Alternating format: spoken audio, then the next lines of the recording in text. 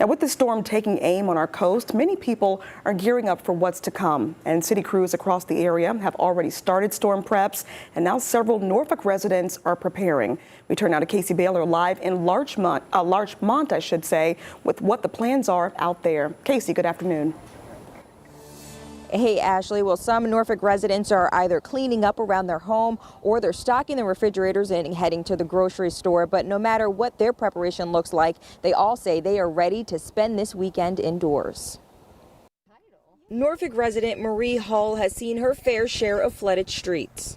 It's not always often, but when it does, it comes up into the neighbors' yards. And hearing about this storm system has her planning for strong winds and heavy rain. And all of the garbage cans I've turned upside down and put bricks on them. It's a common routine for many residents in Norfolk when heavy rain approaches.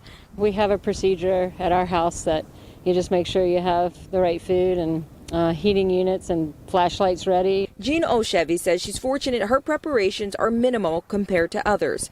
I have a friend who lives in Ghent, and they have to clear out their things in their basement.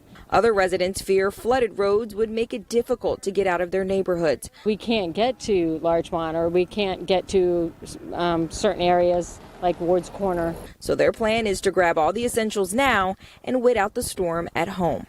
I'm well prepared. That's what I say, though.